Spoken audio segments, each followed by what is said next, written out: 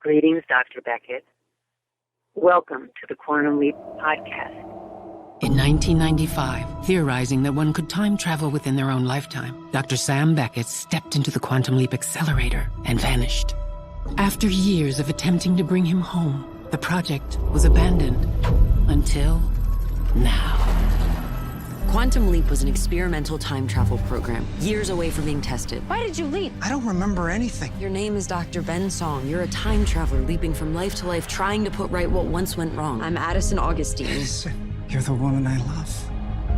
Richard Martinez is Leaper X. Another Leaper from the future, traveling through time just like Ben. You made a serious miscalculation coming here, Ben. You want to help Ben? You will tell him to trust no one. You say we have a mole and you know who it is. It's Ziggy. What? I'm here to help you. Not bad for a pacifist. Thanks for your help. No! You're a threat to my greater mission. Goodbye, Ben.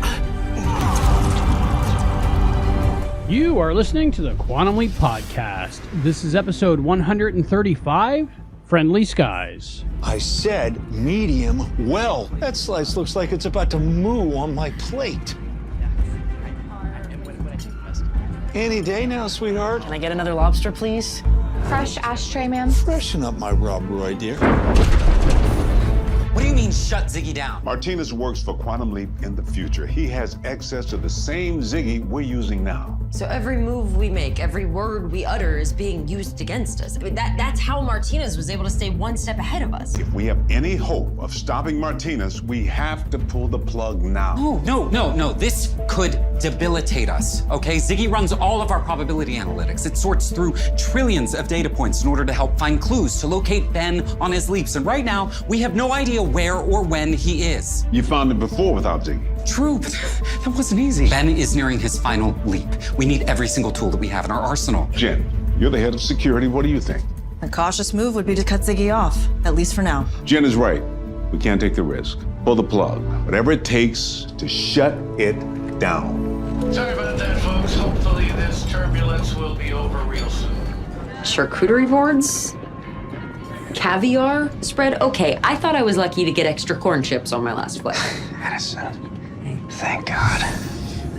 Okay, it looks like you are Lois Mitchell from Chicago. It is August 5th, 1971. You are on a flight from London to New York. One of the first in this brand new line of 747s, but no idea why you're here. Do you know the flight number? Transglobal Airlines, flight number 349. I don't like that face. That's a bad face. Well, the good news is we do not need Ziggy to find out why you're here. TGA Flight 349 goes down in the Atlantic tonight. Every one of these 366 passengers and crew are going to die.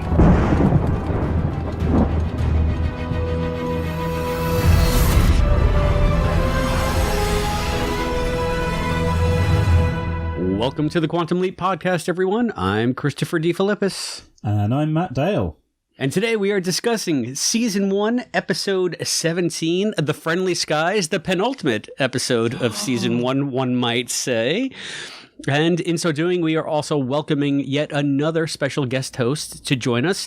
Today, we are joined by Mr. John Irons. John, welcome to the Quantum Leap Podcast. Thank you very much. It's an honor to be here. Well, it's an honor to have you back. Well, I don't know about back. We did have you back way back. When was the last leap year, Matt? You know the math. 2020? Was it 2020? Yeah. 2020. Yeah, we did the Leap Day special where we did the reading of my script, my script Paradox. If you guys out there haven't heard that, new listeners to the podcast, there was this other show called Quantum Leap many, many years ago. What? For which I wrote a spec script when I was in college, and as part of a special that we did on the last Leap Day, we did sort of like a live table read of that spec script, and John played a big part in that. So welcome back to the Quantum Leap Podcast, John. You know what? It's like I've been like looking. I have my face pressed against the glass of the window for a while now. I did that show, and I did the Quantum Leap Captain Game Show, which is my podcast. Had you three guys on. That was fun. So it's I've been made, and I've done the after show with Albie. Right. So I've been I've been adjacent to the main stage. I've been QLP adjacent for a while now, so it's nice that you open the door. Safest place to be sometimes. Yeah.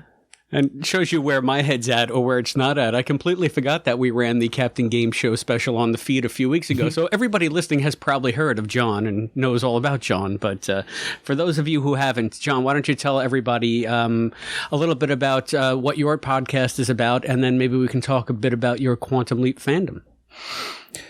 I have a trivia and wordplay podcast called Captain Game Show. That's pretty much, I change up the games every time. It's usually 3 rounds of games and 1 round of an improv game. Chris is a regular guest on the show for many years. And Matt and Allison were on once during the Quantum Leap special episode that you guys ran a few weeks ago. Yeah, I've been doing that. I'm in season 5 of that show. I just started season 5. Wow. So coming up on 200 episodes. Yeah, crazy, right? More episodes than the QLP, that's for sure. Yeah, it's pretty cool. And a lot less time. Yeah, well, I'm beholden to no one. So you're not waiting for damn screeners to come out. Exactly. That's for sure. So, I mean, how long have you been a Quantum Leap fan? It's just new with this new series, right? You never heard of it before then. I had heard of it back when I watched it every week. Oh, that. So, yeah. Yeah, I loved it from the beginning. I've always been a sci-fi fan, and I loved that it was, the same thing everyone loves about it, the human take on it, that it's so rooted in hope and just like everyday people. Like, it's sci-fi, but it's not, on a starship or in some faraway galaxy. It's regular people, and it's how one person being a good person can have a ripple effect that changes the world. So, yeah, that's my jam. Oh yeah, I'm glad to hear that you're a fan from the very, very beginning. You might have been a fan longer than I have if you've been seeing it since season 1. I was late to the party. Yeah, I will admit, the later seasons I did not necessarily watch every week. It was definitely appointment viewing for quite a few years. Well, we are happy to have you on the podcast. I've been waiting to have you back. I'm glad that you've made some appearances on the after show. So after show watchers are probably familiar with you as well. So it's great to have you here. And another great thing about this episode of the show is our interview. This time out, Matt got us an interview with Davida Williams, who plays Leslie on this episode. And Matt, tell us how that came together. Well, wasn't she just a delight? So yeah. Oh my God, yeah. we spoke to her a little bit earlier this evening, and that's Chris, Albie, and myself. And it unraveled in the best possible way. We talked about Quantum Leap for sure, but there's a lot more to that interview as well that came out of left field. So yes, I'm excited to have that one on the show. So stay tuned for that later on in the program. And we have so much to talk about before that. So I want to jump right in. I want to get everybody's initial impressions of this second to last episode of the season. Why don't we start with you, John? Not surprising. I like the episode. I guess not surprising because I typically like the episodes. The last, I don't think I've really had a problem with an episode since, the initial, like the first few. And even then my problems weren't like just dislike. It was okay, well this isn't for me. My consistent problem with the show is just that the control room is too dark. Yes. But that's not what you asked me.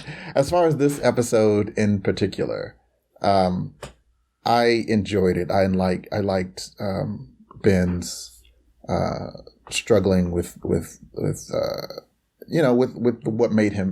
what makes him Ben.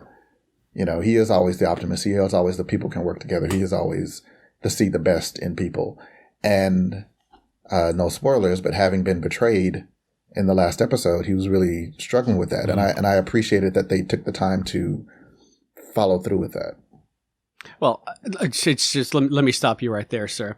Spoil away. Everybody listening to this podcast knows that we're all going under the assumption that you've seen every episode up until now. So. You know what? I have a second question about the protocol here.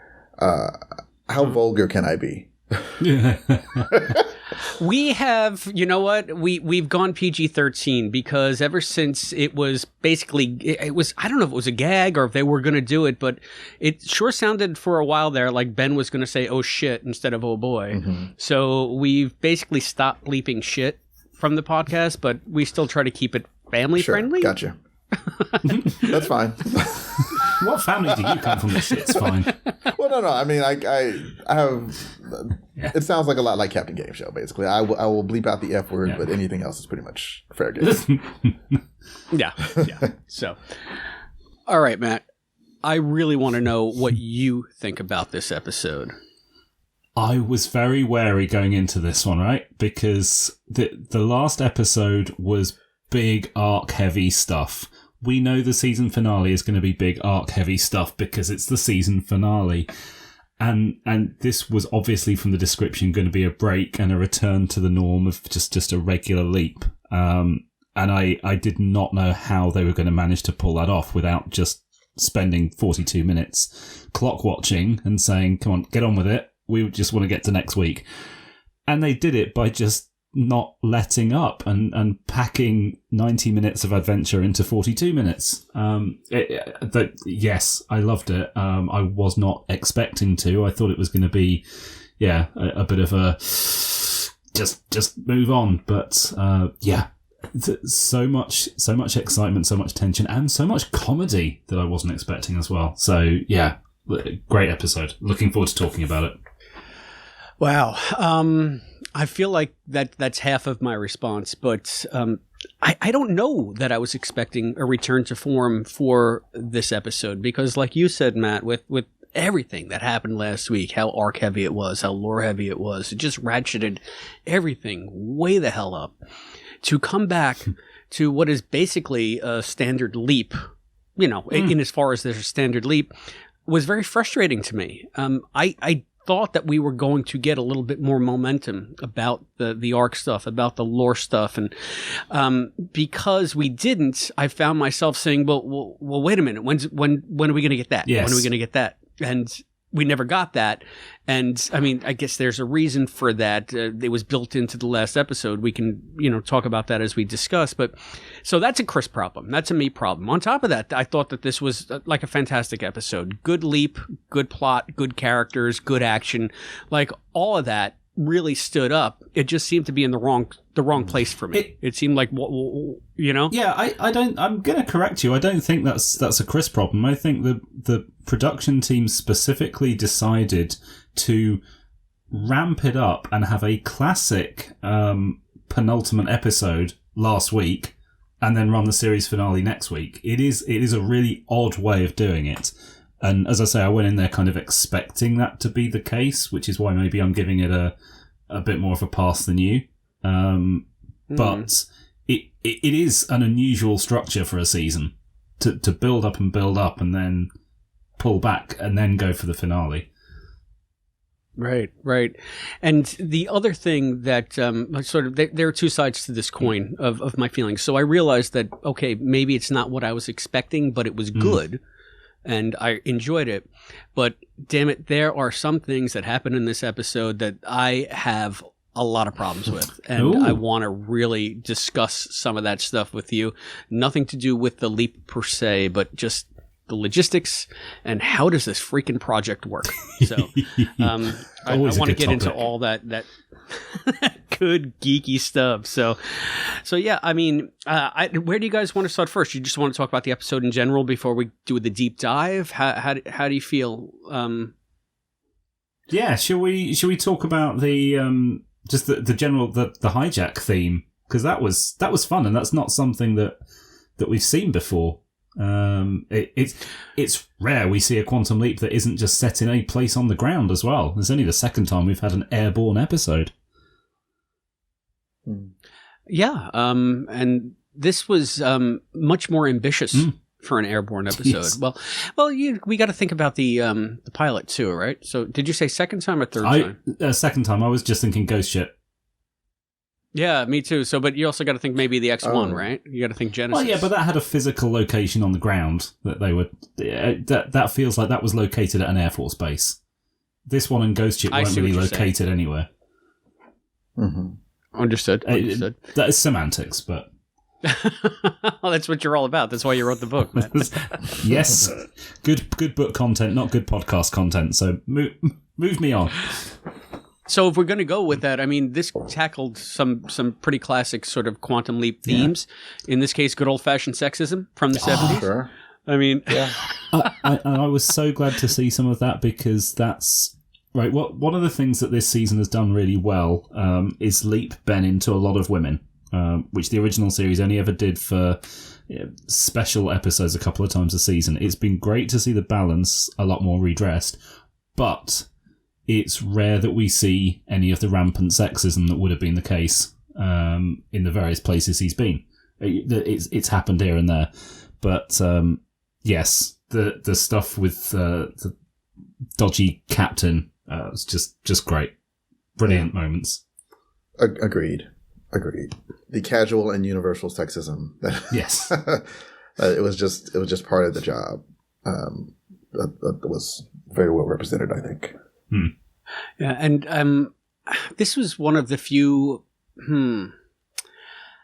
Yeah, I'll stand by that. This is one of the few episodes of the new series where I felt like we were in a specific time and place. And it's funny, I was reading a book, I think it was by Connie Willis. It was probably Blackout or All Clear. It was about time travelers going back to World War II. And everybody in that book kind of making fun of the fact that everybody who comes from a time later than, say, a certain time period always romanticizes the travel in that time period. Mm-hmm. So, like in that book, we're traveling by rail and it's just bucolic countryside and it's so great. And then they're like at like a path station or a tube station in modern times saying there's probably a time traveler here thinking that everything is so impossibly quaint. And they were sort of fetishizing the sort of golden era of air travel here. Mm-hmm. I mean, we had that giant jumbo jet that had not only, good food and free drinks, but 2 floors and lounges and bars and steak. Like right? A nice rib roast, right? A nice rare rib roast. I mean, I know that I missed that by about 10 years. I started flying in the late 80s. And it was nothing like that. You would still get a meal and everything, but it was on a little tray, on your seat back, and it came out of a microwave, and it was like half cold and half burnt.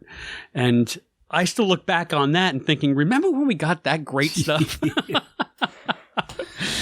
So, I mean, this was a real trip, and I enjoyed watching those aspects of it, and the color schemes, too, just scream 70s somehow. I don't know if it was the oranges or the reds, but it honestly, it made me think of Allison. It really did, because she has a very specific idea of what the 70s looked like, and I think this really nails it.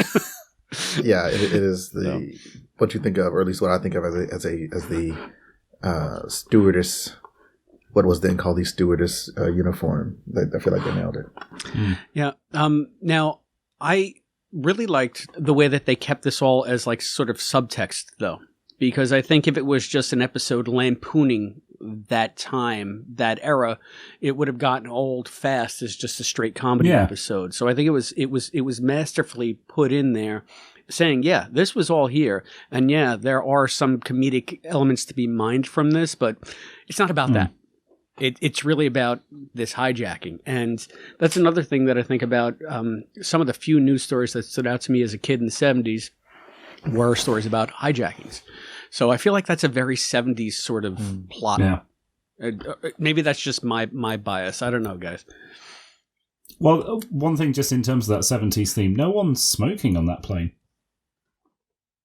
Oh, but they are. Are they? Were they? Yeah. She came over and she asked for, hey, do you have a light? Do you have a match? She's like, yeah, of course. Or we didn't actually see any, though, did we? I've only seen the episode the once. No, I don't think we actually No, nobody was actually smoking. I think you're right for that. But yeah, I think it's another thing to jar you out of your own complacency and to realize, there were smoking sections on planes. Which, I mean, I'm going to sound like Seinfeld here, but it's a tube. Yeah. Where does the smoke go? So I remember getting on planes. There was no smoking, but there were still ashtrays in the seat arms next to me. So, yeah. Going back to this, just to echo what you said a minute ago, Chris, the sexism wasn't the point of the episode. Like, that wasn't, that wasn't his mission. I like that he didn't... he never made any speeches about it. He didn't you're not really no, because you wouldn't. He couldn't. Like that. It would have. And this is all in agreeing with your point. It would have been cheesy and out of place, if he had made a speech about women's rights in this episode. Yeah. Yeah, I mean, I guess it's tough to do, right? Because you want to acknowledge the reality of the situation when you set these things in specific eras and specific periods, right? But at the same time, it's like, how do you walk the line about not making it all about that? And I feel like they really, like I said before, struck the balance here, because it was just the backdrop of where he was. It wasn't like spotlighted, but it wasn't ignored either. It wasn't papered over. Right. So, yeah, I like that, and I think that that's something that Quantum Leap tried to do in the original series. I think they're doing a little bit better here, because this show is not quite as issues driven as the first one was. So if Sam was confronting something like sexism, that would have been the spotlight of the episode. Yeah. It wouldn't have just been a quaint aside. Like, think about What Price Gloria? Yes, that was all about sexism in the workplace, and that was the reason they wrote that episode. I wonder how much of that is because that show was maybe trying to change minds. That show was like, here's the problem, this is wrong, here's where we stand on it. And at this point, it's more presumed that, the vast majority thinks that sexism is bad. The vast majority thinks racism is bad. So they can just show that behavior and assume that the audience is with them. And they don't have to, convince anybody that the sexist captain is a jerk for being a sexist captain. He just does it, and everyone knows. You put what I was thinking far more eloquently than I was going to. But yeah, I'm right with you, and I think there's a couple of looks that Caitlin and Raymond give that are they're just enough. They just look, eye roll. That's it. There's no need to spend more time on it. And there is a little bit of addressing it directly when Ben is talking to Leslie when she's asking for that match, and he's saying that guy's handprint is on my skirt. Yes, and they have a shared moment there of empathy. So again, they did bring it up, but so they throttled back a little bit on the heavy-handedness of the sexism message. But Matt, you must have been in heaven here, because did you count how many freaking red herrings they threw at us at the beginning of this script? I mean, that is Quantum Leap all the way down, man. Yeah, no, that was, it was, it was good. I mean, it wasn't the typical Quantum Leap mystery with only one suspect. There's definitely that. They didn't get in that route.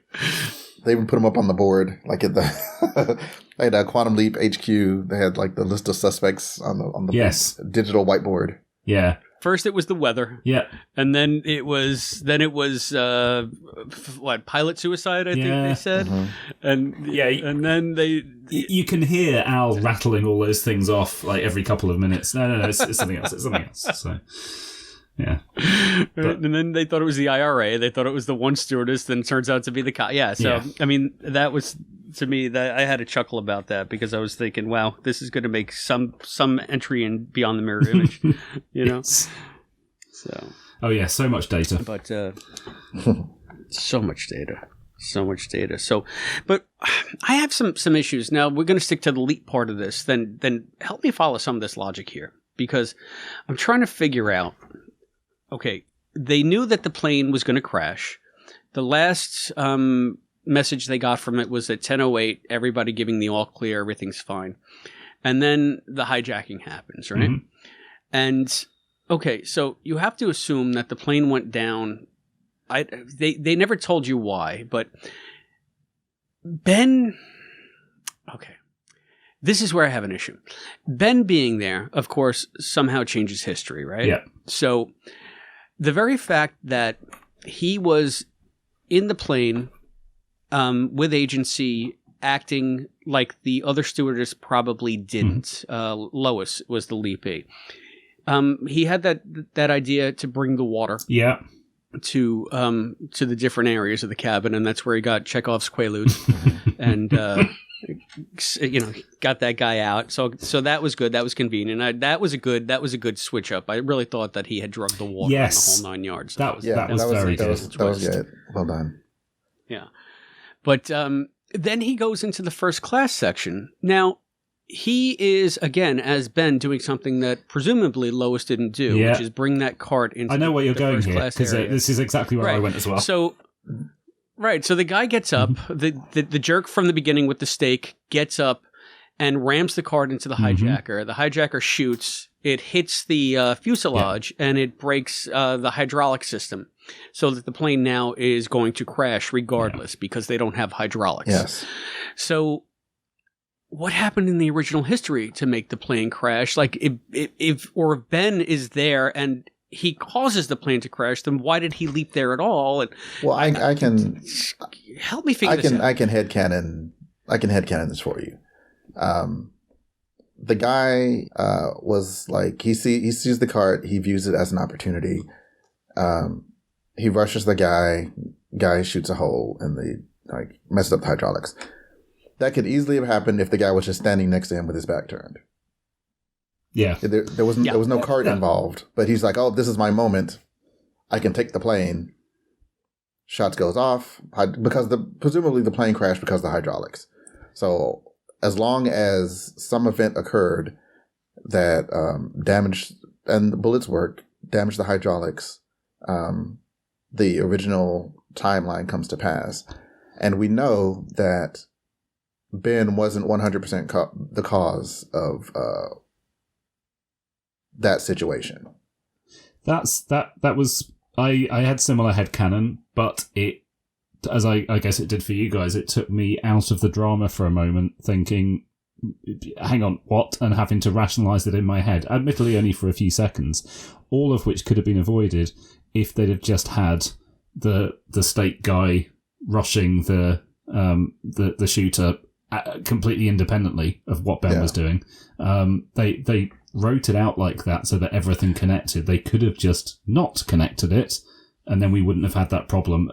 Minor though it is, but it was a minor problem that, it took me out of the drama for a moment while I tried to figure it out. And the alternative would have been some exposition explaining why that originally happened, but that would have been probably even worse.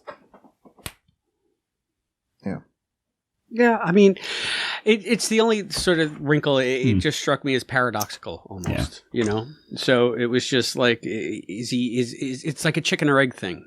Like, it happened with him, it happened without him. Like, did he cause it? What was the plane always going to go down because he had leapt to it? Like, and I guess that kind of breaks the rules of the show. There's always an original history. Well, so the plane was to be fair, though, Chris, we are building. I don't want to skip ahead to next week too much, but we are building up to a whole episode that's bound to circle around the fact that the entire timeline that the project team are in is a timeline that's there because of what's going to happen in the final episode, going back and starting that original timeline that we've been seeing all along. So we're going to have to get used to something paradoxical. I don't think the shooting a hole in an airplane is going to be the worst thing that happens in terms of paradoxes at the end of this season. You're telling me they were getting me ready. They were saying, Chris, that's what I think. Sit down, all right? I think Here's a little one. Softening us up for a big-ass paradox, which, it's fine. Whatever. I've been ready for that all season. But they're inoculating you with just a little bit of consistency. Right. Yes. Build up a tolerance. I mean, I guess. But that was the only thing that took me out a little bit. Other than that, I really enjoyed that aspect of the action and all that, and Ben trying to make a difference. And I was glad I was able to watch it twice before we got on mic, just to give people context. I mean, we were waiting again on the screener. This one dropped before Monday, thank goodness, but it dropped like about 2 hours ago, maybe 3 hours ago. So we literally watched it again, did our interview with Davida, and then got on mic to talk about the show. So if it seems like, we're maybe glossing over some stuff or whatever, it's still so fresh in our heads. Yeah. So when you're, watching it after your fourth viewing 3 years from now, be kind to us. It's all very new. Our heads are spinning here. So one thing that I really liked about this episode is we had some moments that returned to territory that was some of the best stuff that I liked in Fellow Travelers, where Ben was effectively pep talking himself at times, and all that stuff about like, learn to trust yourself and learn to trust the people around you and all that kind of stuff. It was obviously that kind of, this is exactly what's going on between me and Addison right now. I'm talking to the people around me, but actually I'm helping myself. And I like those moments. We've had it a couple of times in this series. And it was nice to see a return to that. Oh, that's a question I have about this ep, actually. Ben's crisis of trust. Now, I understand that he's a little bit shell-shocked from what just happened with Martinez. And I get it. But, like, did he trust Martinez to begin with? Like, did he believe that Martinez wasn't going to betray him somehow? Like, why would this lead to him being so completely, I don't want to say broken, but as close to broken as we've seen Ben, like, just so seriously not being Ben, not... Because it literally just happened.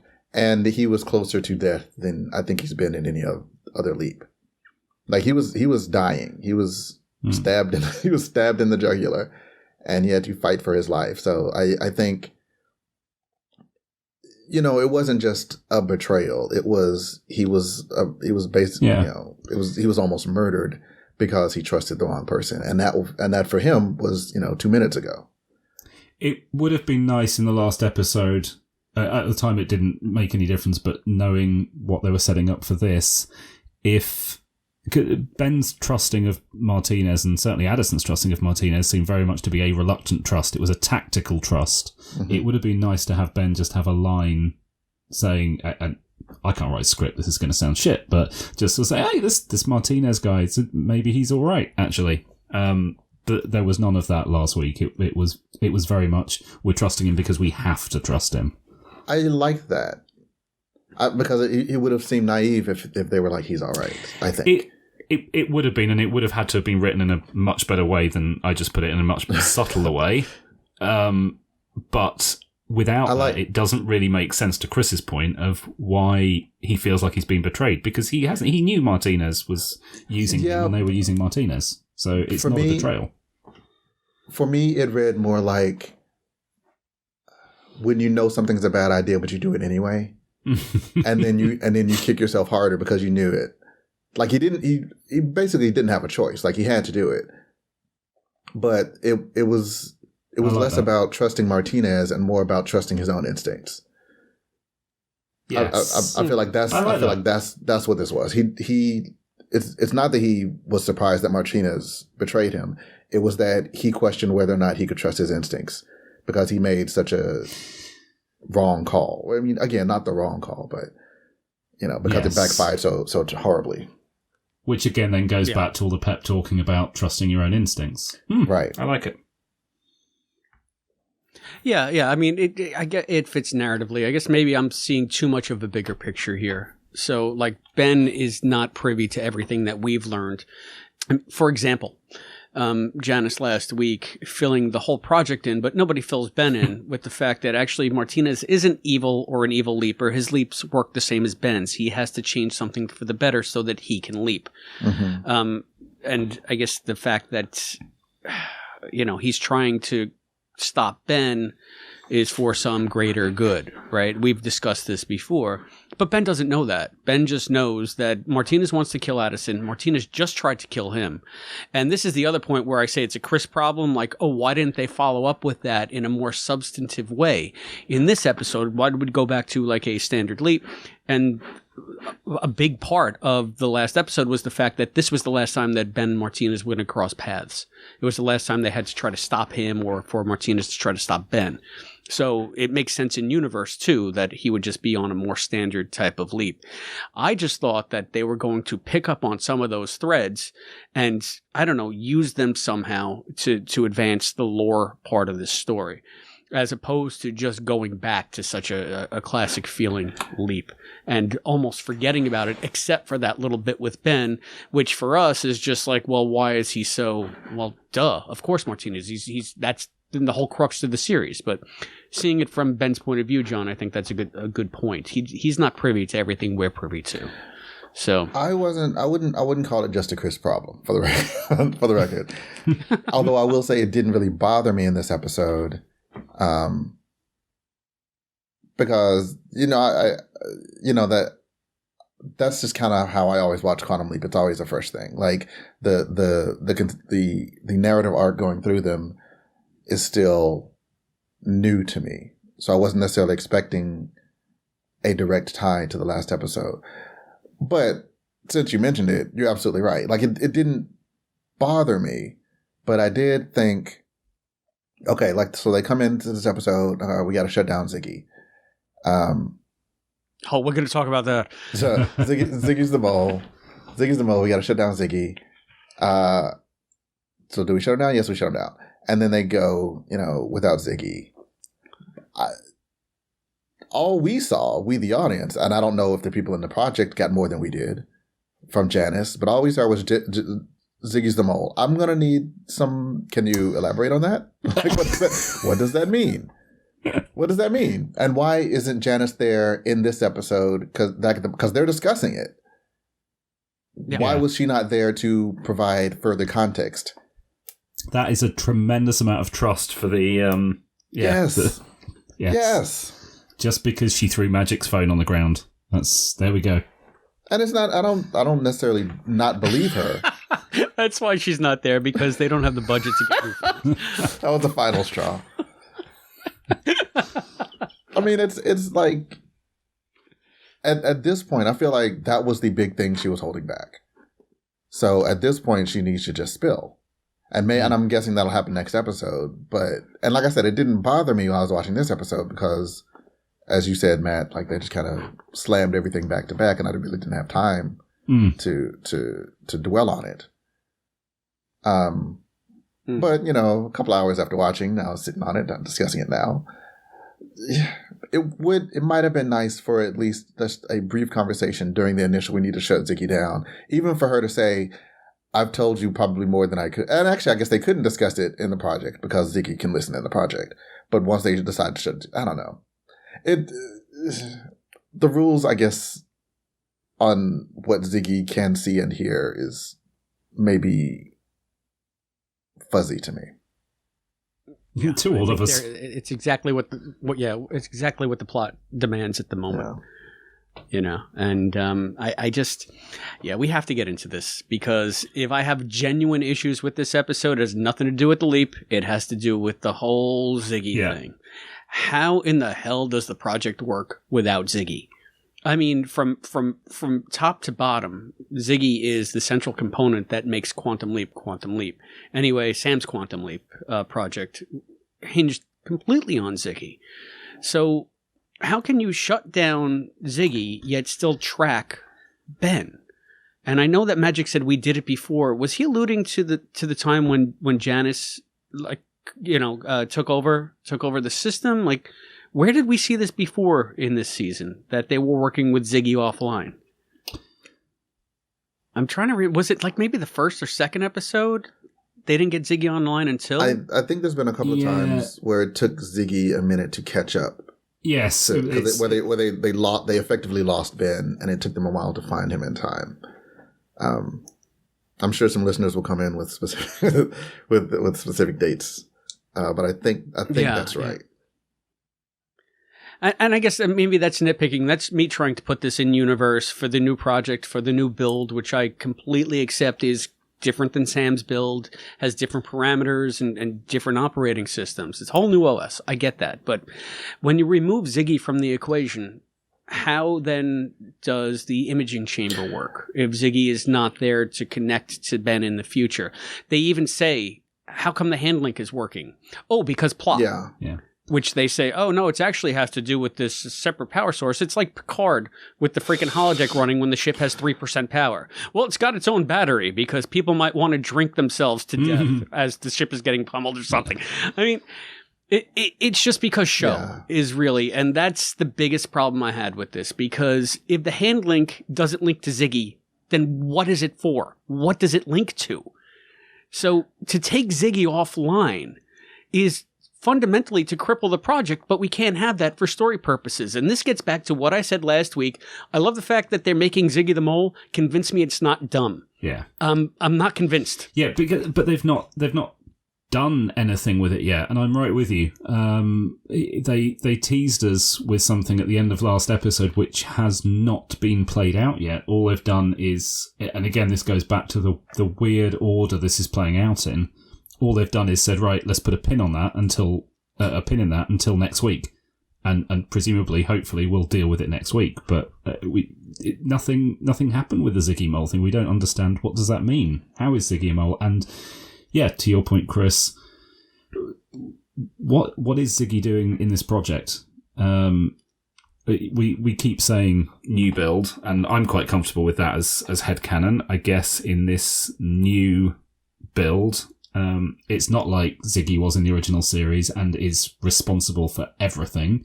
This Ziggy is basically just an AI that it kind of figures out the likelihood of scenarios and all that stuff, but isn't actually anything to do with the mechanics of time travel or the imaging chamber working. But I'm trying to think back, in the first episode, didn't they establish that with Ziggy offline they couldn't get the imaging chamber online? I'm sure there was a line about that. They were having glitches. Yeah, I remember. That's when we saw the imaging chamber for the first and only time in the season without the hologram surrounding them, because they had like the hexagonal wall. Maybe after that they figured out how to run. Because of that happening, they figured out how to run the imaging chamber. Ian ran a patch. Ziggy. I don't know, but it does seem like Ziggy is not a vital piece of the project in that sense anymore. Ian ran a patch that allows the hand link to work and the multiple holograms to exist. How'd you do that? Oh, I did a thing. Good enough. We'll talk about it later. I'll explain later. Yeah. I can start to explain. Don't worry about it. Don't worry about it. I don't have time for that right now. Which, I mean, fine. They acknowledge it, I guess. Which is... But I feel that this is the only... This aspect of it is the only thing that gave me like pause on the leap part of the story, because let's just think back to the X1 when Al's like, I can show you how to fly it, but even with my help you can't land this. So even an experienced pilot that is used to crash landing basically on the deck of an aircraft carrier can't talk Sam down in experimental, smaller plane. Yet we have Ian popping in, and we'll talk about that too, because I actually really loved that part of the episode. But we have Ian popping in, and they sit down, and they bring out the old school hand link that was nice to see back. Projector, right, as almost to make it like a flight simulation. Yeah. Mm-hmm. But then Ian proceeds to talk Ben through the landing procedure. So throttle back here, hit this switch. Okay. From what we can tell, Ian isn't a pilot. They say that they watch an air disaster show to fall asleep at night. So we got that, I guess. And there is no Ziggy to tell Ian what to tell Ben. So how in God's green earth and what? How? What? I mean, that would be like me sitting down next to Ben saying, "Okay, well, here I put this flight simulator up. I don't know how to fly, but hit that lever, hit that button. Oh, you brought it down safely. What?" I'm going to share a personal experience with you. Because I was wondering if this was going to come up. A couple of years ago, I was fortunate enough to go to a flight school for the pilots that actually fly these proper jumbo jets, and they have simulators that are completely realistic. So realistic I wasn't allowed to take photos while I was in there because of like high security reasons and shit. And that's effectively the instructions I was given. It was like, right, okay, most of these don't matter apart. Most of these buttons don't matter while you're in flight. Here's a couple of buttons to press while you're on the way down. Here's a couple of levers to pull. Just follow the instructions that are happening in front of you on the screen. And I crashed the first time, but I did successfully land a computer the second time round. And I think if I weren't just like being, this is all a bit weird. It's all a bit weird in a simulation. I think if it was real and I was taking it more seriously, I could have badly landed like Ben did the first time. Yeah. I do think landing a jet like that is easier than landing an experimental plane at Mach 3.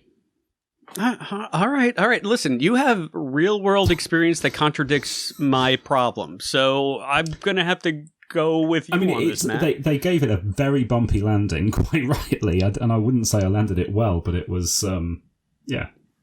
I did go to space camp when I was a child, so I'm pretty sure I was Mission Specialist 1, so I'm pretty sure I could do an EVA repair if needed.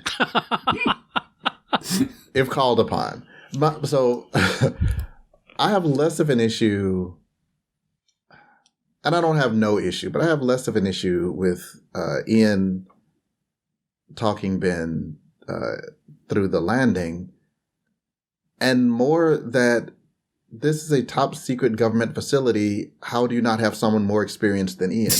Yes. To talk Ben through the landing. Yeah, surely it's there's a pilot. Surely there's a pilot there.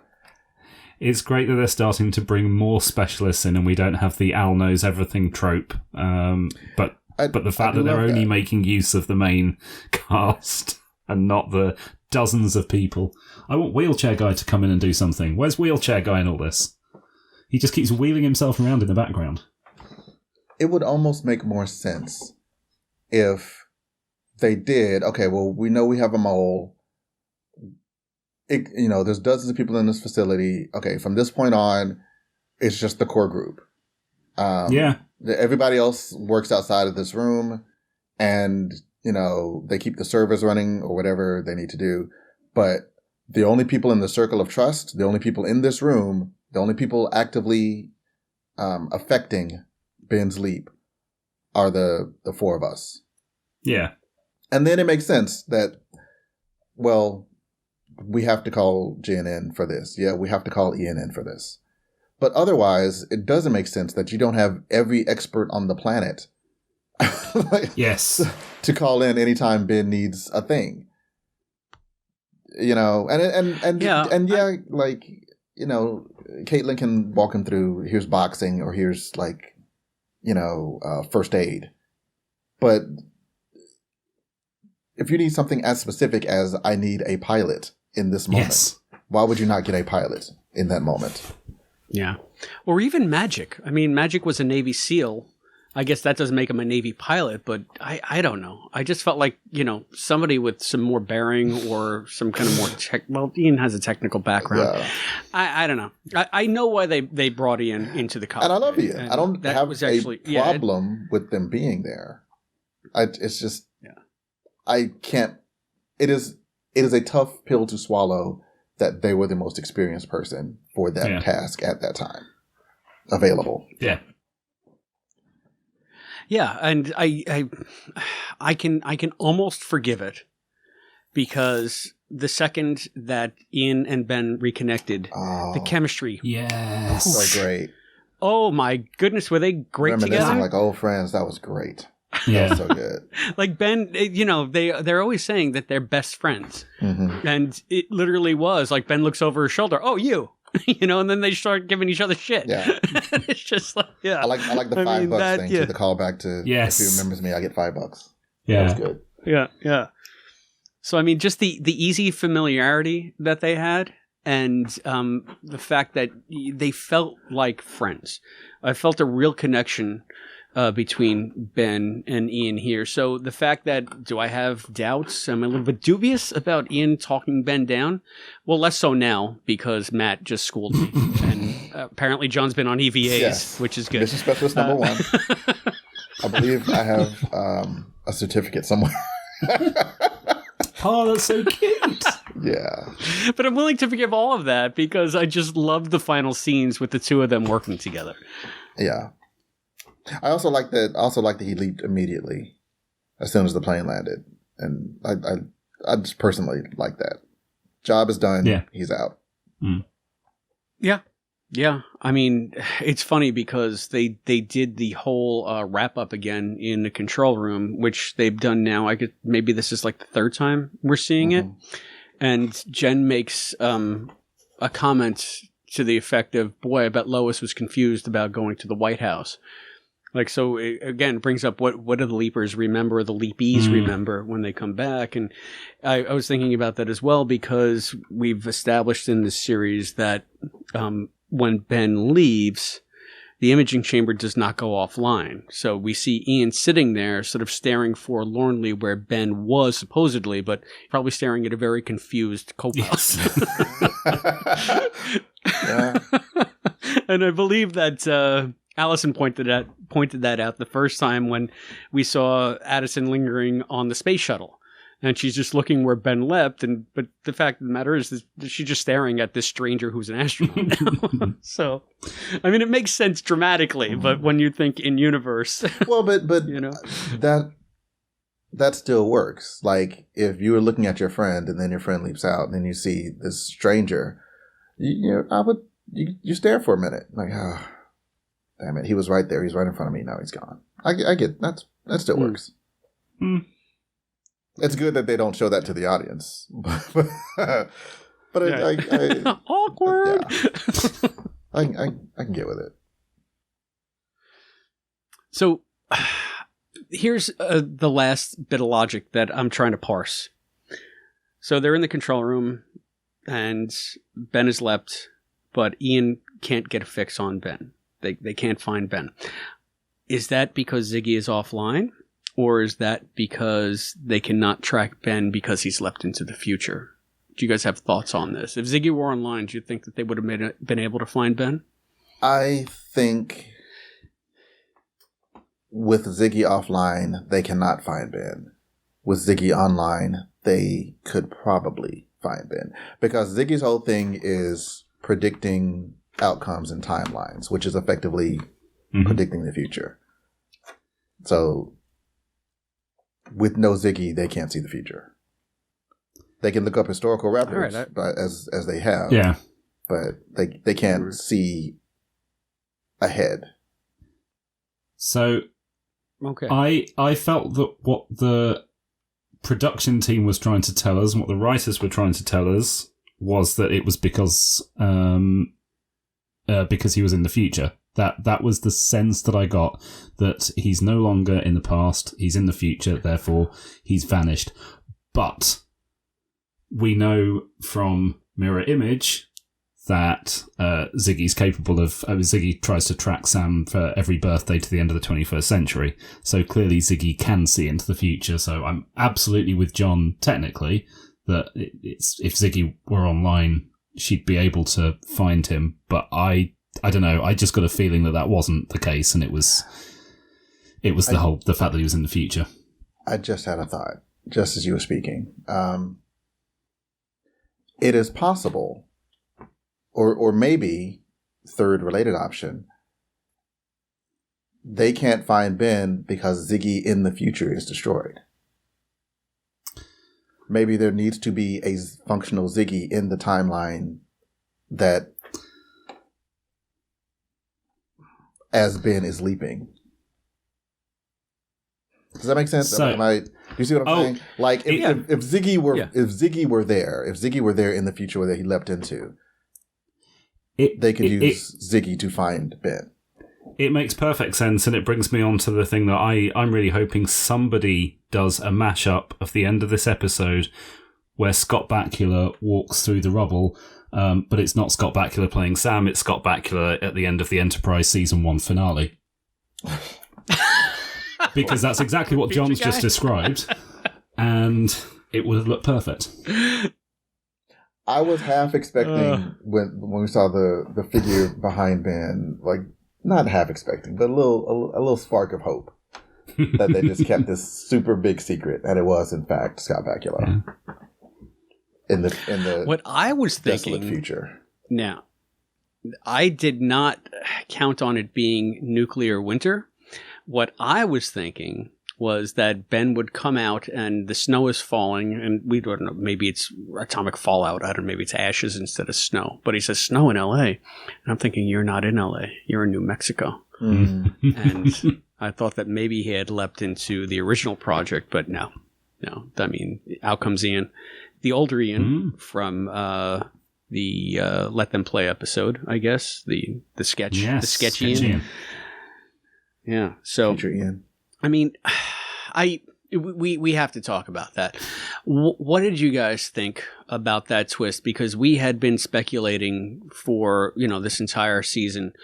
What is this future looking like? And Matt, correct me if I'm wrong. I think that it was Allison who first, stated that she thinks it's like world ending, not just an Addison thing, but like a Holocaust thing.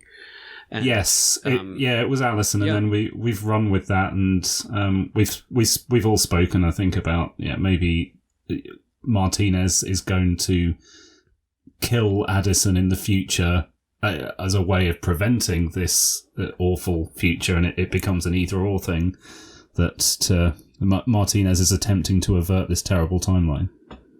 But it almost felt very familiar. We've been talking about that kind of apocalyptic future for so long that when he walked out of it, like, oh yeah, that's happened. Me too. I was like, did the podcast ruin that moment for me?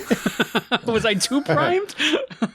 and another example of me being QLP adjacent. I've written in a few times, and that was one of the theories that I had as well.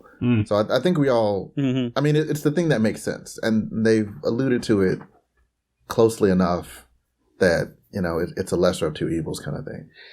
And I guess that's the answer. It is, there will be a nuclear war, or at least some nuclear explosions in very populated areas. But now we're going to go into the season finale with Ben stuck in a future where the time machine does not exist. Hence, Enterprise Season 1 finale. I mean, that's what the writers had in mind. But I'm just trying to figure out. So now that Ben is there, I'm sorry. Did I receive a screener for Enterprise Season 1? Because I feel I didn't get the memo. No, we do deep Star Trek cuts on this podcast all the time, John. You know that. if it establishes my cred at all, when he did the fake out with how he's going to knock the thing, I can't remember, was that TNG or DS9? No, it was I think it was Deep Space Nine, where they had to break Quark out of prison or something, and they sent in a cake, and I was like, "Oh, what's in this cake?" It was like, "Oh, is there a key in this cake?" And while he's inspecting the cake, they just hypoed him. Yeah. Okay. I have no memory of that. It happened. I'll take your word. It happened. Pictures or it didn't happen. So yeah, cool ending though, and who knows what next week's going to look like. Yeah, I mean, the fact that, I thought that, okay, now that Ben is back, and we'll see next week, of course, that, okay, Ian is finally, like, I've been waiting for you, not just because of everything that's going on, but I need you to help rebuild this. So, but if they're, like, in a slag heap that was PQL LA, then where do they go from there? So I have hopes of seeing some old school stuff. I know that I'm probably going to be disappointed about that, but a man can always dream. And if there's going to be one spot that's probably not going to be nuked, it's probably not going to be the middle of a desert. somewhere in an obscure corner of New Mexico. Yes. Just saying. Even though the mountains are a-glowing. It's about where they set off the first atomic bomb. I was going to say, right? I mean, I wouldn't necessarily say if there's no nuclear things, like it's like the middle of nowhere, New Mexico is actually a very likely place to set off a nuclear bomb. No, I'm saying if you were being targeted in a nuclear war, you're going to be, I think, at more danger of being hit in a city center or population center. True. So I don't think that they're going to carpet bomb, a desert area. Yeah, with nukes. I'm going to yes and you. I could see them using that area to test nukes, to develop nukes, but I don't think it's going to be a high priority target in a nuclear war from an opposing faction. If this is a nuclear war where it's two countries trying to vie for control, but if it's something targeting the Quantum Leap project specifically, maybe not. Or maybe so. Yeah. Oh, we've got so much to consider before next week. Is it supposed to be like an extra long episode? I hope so. I don't know. I haven't heard anything, Matt. How about you? You're always on the phone with Dean. What does he say? I've not asked. He's not said it is, so I'm assuming it's just going to be the regular 42 minutes, which is going to be packed. Well, and you know what? Our listeners will probably already know this because I have a feeling that we don't get the preview from next week, but it always runs over the closing credits. It might say an extra long episode or whatever or double episode or Yeah, I'm sure if it is the case that everyone will know by the time they're listening to this, and we're just sounding dumb. I just really, I really, really, really don't want a cliffhanger as the season finale. I hate those in general, personally. Mm-hmm. I'm much more a fan of wrap up the season arc and tease the next season. That's what I'm hoping for, and that's what I'm expecting. That's what I'm hoping for too. But if my only fear. No. Go ahead, Joe. I was just harumphing at the idea of it. My only fear is that we've spun our wheels so much with the overall plot that is driving Ben's leaps this season that we are just, as a matter of course, by necessity, going to get like a heap and helping of exposition from Ian in the first act to get everything up to speed, and it's going to be just explained in a very rote-pat way instead of with a sense of awe and discovery about, okay, what happened. I really think we're just going to get a data dump, and I hope I'm wrong. I hope I'm wrong, but I'll be disappointed if we do. I just can't see how we can avoid it at this point. Yeah. I would be good if it's, or what I'm hoping for, I guess I should say, is just connecting the dots. Like they've laid all these various seeds, with Janice and Ziggy and Martinez, who I noticed now that shit got real. They are no longer calling him Leaper X. Everybody calls him Martinez now. Yeah. Yeah. If Ian is like, okay, so here's the deal, and they reference stuff that we've already seen, that works for me. That's good. If it's like a Usual Suspects moment where when Janice said this thing and when Jen noticed that thing and during this leap Martinez did this.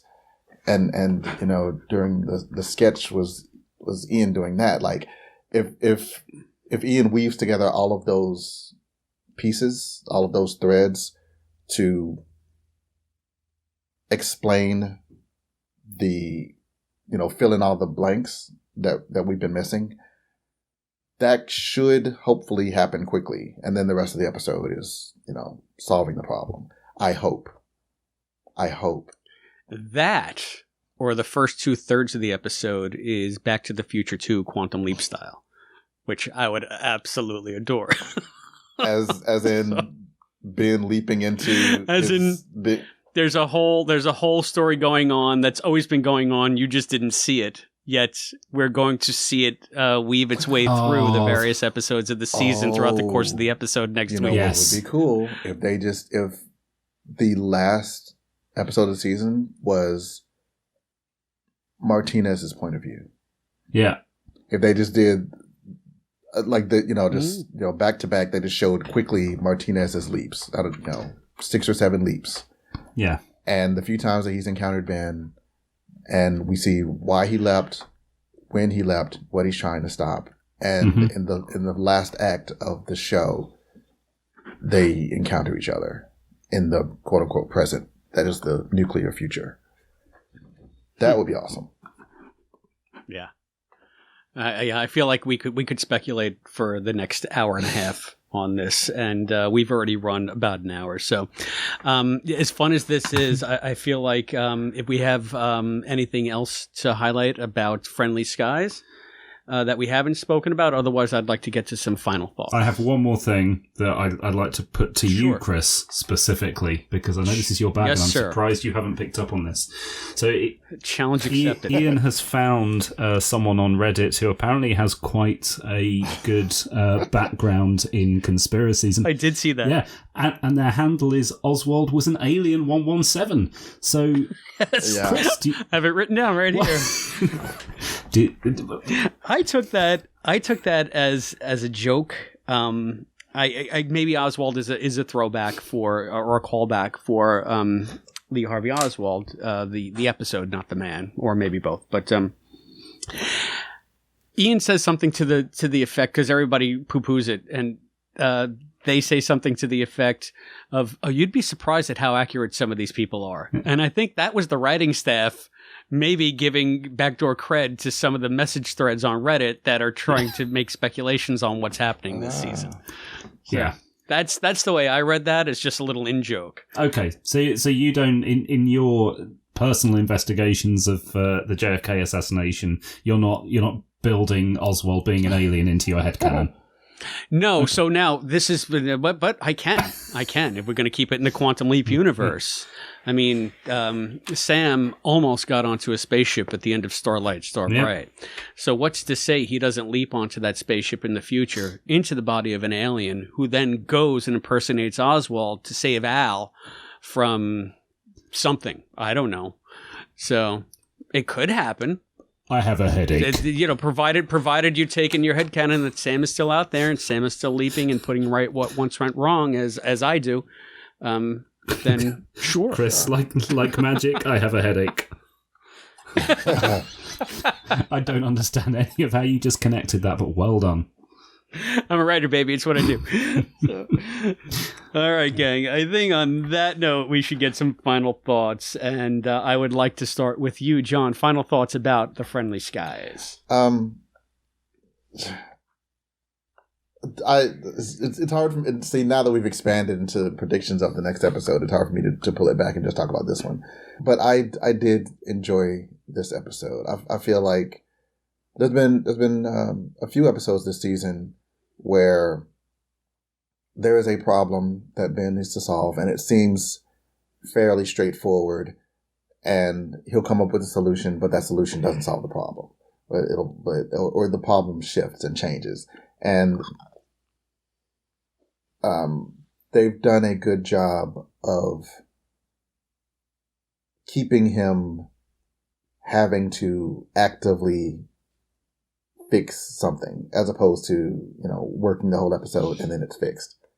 He has to keep, it's like maintenance and until the job is done, as opposed to just, one activity. It's a series of little steps that have to keep being adjusted.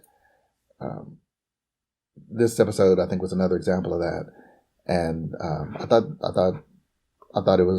they did great. I thought it was another fine episode, and I am very hopeful, but not entirely 1,000% confident that the finale will bring it in for a nice, safe landing. Very good. I see what you did there. Yeah, follow that if you dare, Matt. You're welcome. No chance. So we kind of have an idea of the sort of tone that the finale is going to take, and so with that in mind, we can now look at the whole second half of the season. And I just want to throw back to something Dean said on Twitter maybe 6-7 episodes back, saying like, yeah, we've got a straight run of about 9 episodes that are all very different and very strong in their own ways. And I know we've talked about some of the slight incongruities in this episode, maybe, but overall, I think this one stands up with all the others around it. That it was action packed. It moved so fast I couldn't. I was on the edge of my seat the whole time, and there was some great comedy moments in it. We've talked about Mason. We didn't actually even talk during the discussion about Caitlin's comedy moments. There was some just fabulous bits in it, and overall really strong story, and it worked despite the fact I was expecting it to be frustrating as we wait for the finale. Yeah, and frustrating, as I said up top, still pretty much encapsulates my feeling watching this. Good episode, fine episode. I was completely distracted by the fact that it wasn't leading to that finale in a more direct way, in a more overt way. And because of that, my enjoyment of the episode suffered. It's not a reflection on the episode itself. It's just the placement of the leap in the overall storyline, which it completely took me out of it, and I just could not get out of that headspace. So as much as I enjoyed everything that I saw, I'm still like, okay, but what about? But what about this? But, so, and again, that Ziggy stuff really confused me. I was just joking with you about, hey, I'm a writer. This is what I do. Even I'm having a lot of trouble reconciling some of the stuff we saw this week with Project Quantum Leap without a Ziggy. How does it work? I just don't get it. And I don't know if I ever will. If they explain it satisfactorily on screen, that's fine for me. But don't just give me hand-wavy crap. I mean, that, yeah. But that being said, I know that it's in purpose of the larger story, and I cannot wait for the denouement of this larger story. I think that, I have not been this excited to see an episode of Quantum Leap since the end of the last episode of Quantum Leap. So, let's hope it just turns out better. Yeah, I mean, so that's saying something, and yeah, I can't wait to see how all of this storyline wraps up, if indeed it wraps up, and such good stuff to come. So I'm excited, I'm frustrated, I'm confused, I'm having all the emotions, but you guys don't need to worry about that because we are putting this discussion of the Friendly Skies in the books. But don't go anywhere because, like last time, I'm going to skip the break and we are going to go right to our interview with Davida Williams, who played Leslie in this episode, Leslie the hijacker. So, Davida, take it away. Hi, this is Matt. I'm here with Albie and Chris, and today on the podcast we have a very special guest with us. We have joining us Davida Williams, who played Leslie in the latest episode of Quantum Leap. Davida, welcome to the show. Hello, how are you guys? We're great. We're very happy you could join us. Thank you. Yeah, thanks for having me. So before we talk about your time on Quantum Leap, and we've just seen the episode, we're super excited about it, so we want to delve into that as soon as possible. Could you tell us a little bit about how you got started in acting, a bit about your background? Yeah, so I grew up in Los Angeles, and I, kind of have a family of artists. My dad was a musician. He played the guitar for Michael Jackson for about 30 years and Madonna for years. And I always wanted to be in entertainment, just not in that capacity, not in music. I have a little sister who's a musician. So I started auditioning very young and I started doing sitcoms. I did Fresh Prince of Bel-Air and Sister Sister and all those shows. And then during high school, I did a Disney show called Lizzie McGuire. And yeah, I've been working ever since. Well, so a child star, and not everyone who starts off in the business that young sticks with it. For you, was there ever any doubt when you kind of grew up? Did you think maybe I'll shift somewhere else?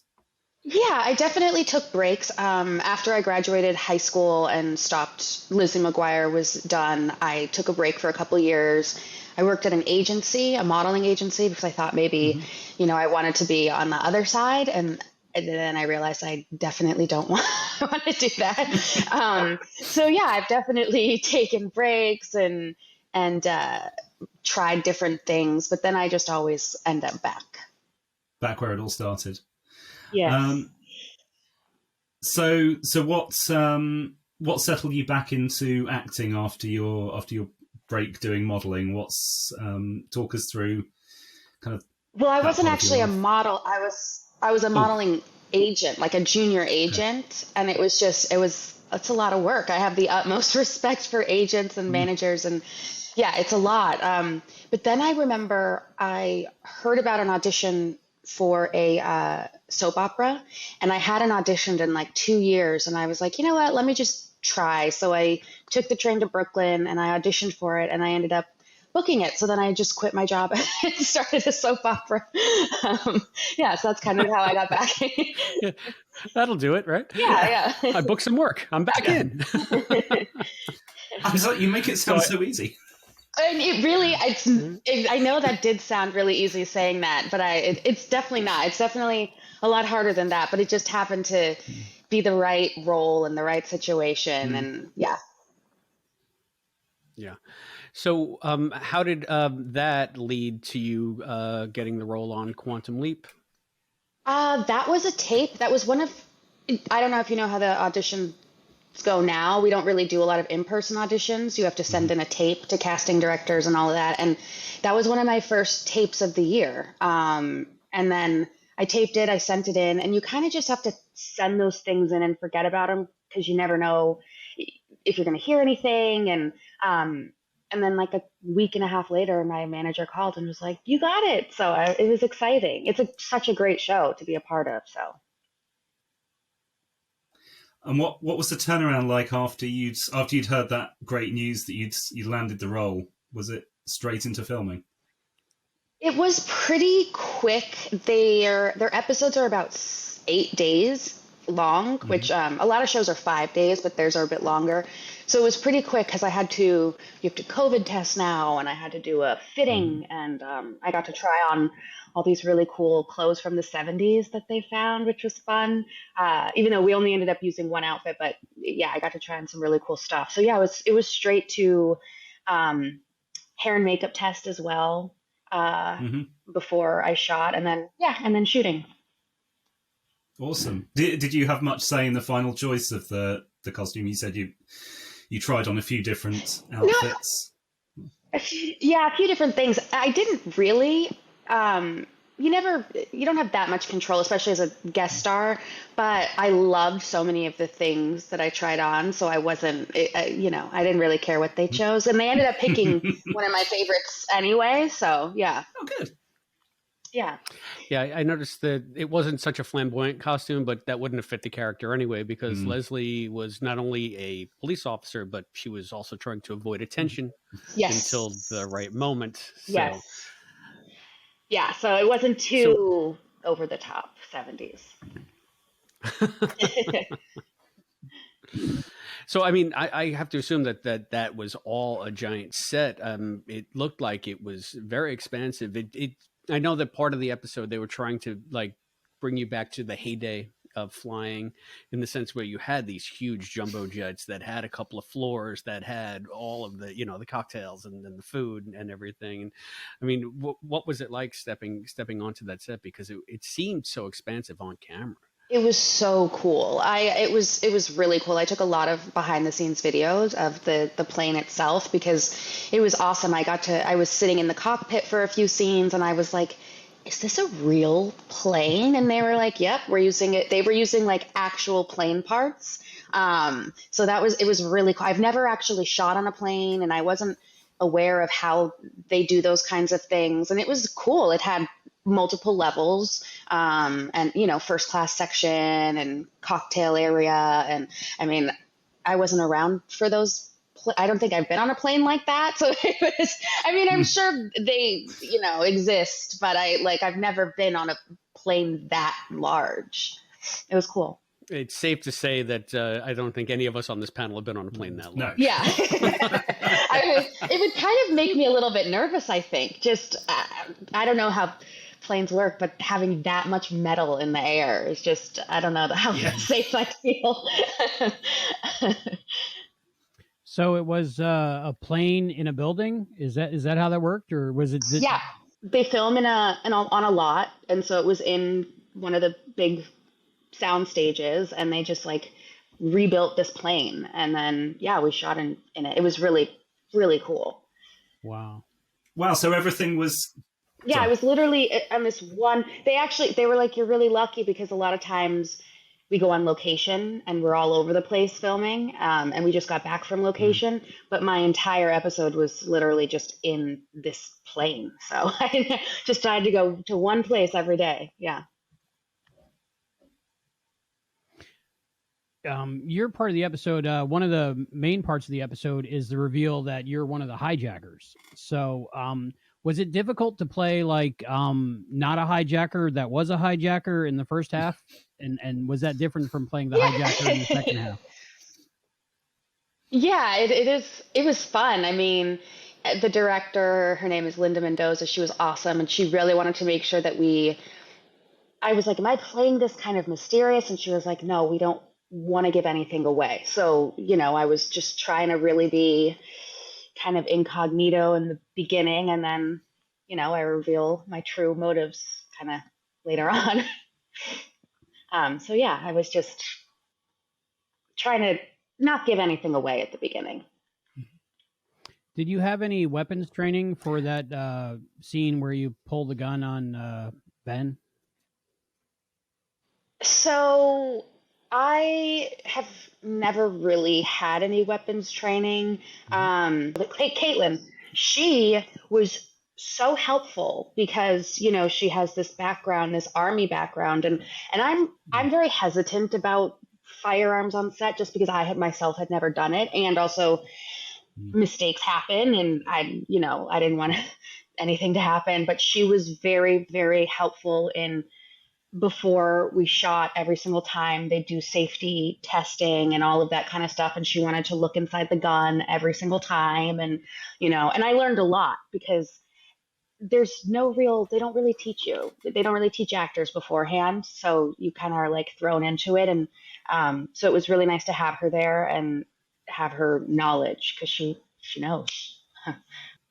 So tell us a bit about that experience on set. You said that you were working with Caitlin a little bit behind the scenes, but give us a little bit more about working with Ray and sort of the general atmosphere, because it's for this iteration of Quantum Leap. It's unique to the series. It's the first time they've ever done almost like a bottle show entirely on such a small stage. We were just maybe 3 sets in this one, yet you felt.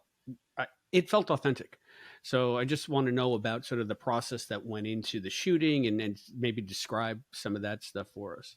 Well, the vibe of the set is it's awesome. Everyone is so nice and friendly, and like the crew and the cast, I can't say enough good things about them. And a lot of times, especially when you come in as a guest star, it can be nerve-wracking because you don't know anybody and everybody's already established and they have these relationships. But Raymond is amazing. Caitlin's amazing. Everybody on that show is so cool, and makeup and hair and all of that. But filming itself was actually like really efficient. I never waited around. I feel like on every set, you're always, sitting around waiting for hours until you go. But that was also a testament to Linda Mendoza, the director. She knows what she wants. And we kind of went in, did a couple times, moved on. She was very direct and she knew what she wanted.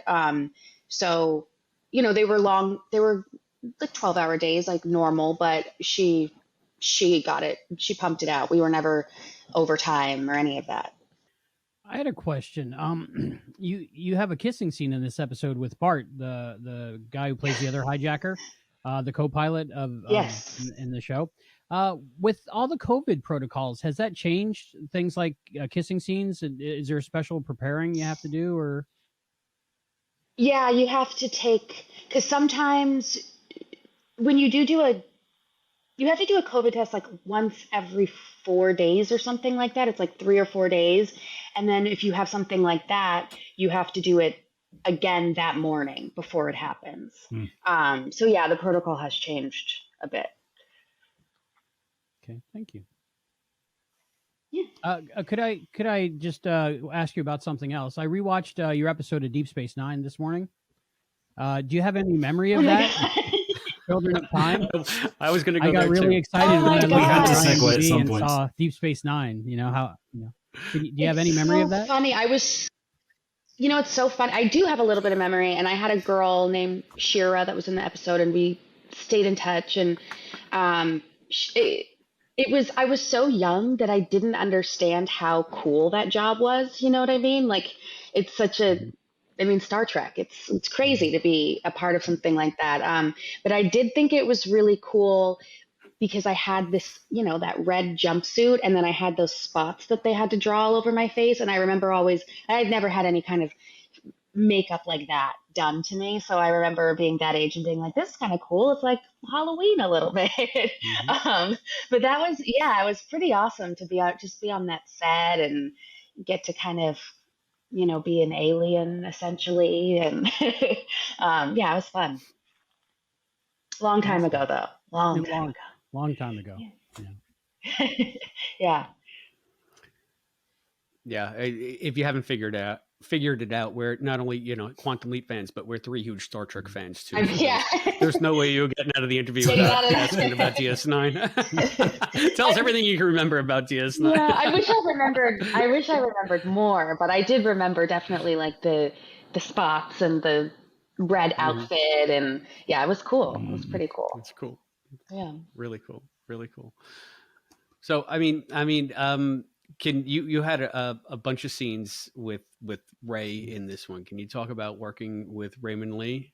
Oh, he's so nice. He's just the kindest person, and I think he's part of the reason why that set is so relaxed, because the lead kind of sets the tone for the show and how what people can get away with essentially, and mistreatment and things like that. So everyone's just so nice, and he's really cool, and he's really easy to talk to. And we talked about his kids and his family, and he's just like a family guy. We kind of live near each other. It was really, I'm really glad that I got to work with him. I'm really glad. He's also very talented. So that too. Did anything change from when you got the script to when you started filming? No, I think the story was pretty much the same. There were a couple of lines that they changed a little bit, or they would just tweak a couple words here and there. But for the most part, the tape that I did ultimately was the character, and the audition that I did ultimately was what I was doing on screen. It was pretty similar. Yeah. I'm interested in understanding more about the atmosphere on the set, because you talked about it being kind of a well-oiled machine, if I can paraphrase you. And everything seemed to be very, very smooth and efficient. It felt watching it like it was a very high energy episode. It was one of those episodes that it didn't let up. It didn't let you breathe. We're also, as fans, watching it, getting ready for the season finale as well. So it's that just ups the stakes. Was there any feeling of that on set, or how did that translate to the feelings on set? Was there a kind of a feeling of energy there along with that efficiency? There was. There were so many scenes that were so fun and so high energy. I mean, when we get smoke bombed in the cockpit and we're like choking and banging on the door, it was a lot of high energy. It was a lot of fun.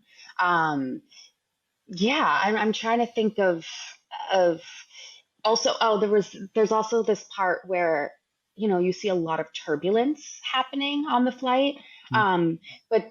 That was just us kind of like shaking in our seats, we kind of just did that ourselves. There was nothing was actually shaking. So I'm glad you felt that it was such high energy and high stakes, because I was like, I hope this looks okay. I'm kind of just shaking. I don't know about the guys. I assume that was on gimbals or something, but was that the old-fashioned you shake around, the camera shakes around, and the old Star Trek method? The kid sitting next to me, who's the airline owner's son, he was shaking his knees under the table, like the little table on his seat, and he was making it, and it was making everything shake. So it was just us. It was kind of faking that. And I was holding champagne, just going like this. Yeah. And, yeah. So I'm glad it looked realistic, because I've never done anything that high stakes before in action, and I'd never held a firearm in anything before. I do a lot of Disney, so this was like a first of a lot of things for me. So I'm glad that it felt the way it was supposed to feel, you know. Mm-hmm. It was 45 minutes or 42 minutes of sort of non-stop edge of seat. Okay, good. Almost praying for it to just pause and breathe, but at the same time not. Good. I'm glad. And then the end credits happen. Oh my God, I'm glad. I haven't even seen it, but I'm excited. I'm really excited. Was the smoke in the cockpit, was that all in post, or was there actually like some smoke on the day? No, they smoked us out. It's like that, you know, that dry ice or whatever it is. So it wasn't actual smoke, but I remember texting my mom really excited about it. I was like, we're about to get smoke bombed, Mom. It was fun. It's just, you know, stuff that I'd never experienced before. So now that you have Quantum Leap in your rear view mirror, where can our listeners be seeing you next? Do you have any upcoming projects? You know, just right now, last week actually, with one of my co-stars from Lizzie McGuire, we launched a podcast where we go through the episodes and we talk about the episodes. It's called Living Lizzie, a very McGuire podcast. So I think I think the first 3 episodes are out now. They come out every Friday, and they're on, you know, Apple and Spotify and wherever podcasts are. And yeah, and I'm just sending in lots of tapes and, you know, seeing what works. I don't know, episode by episode podcasts, it'll never take off.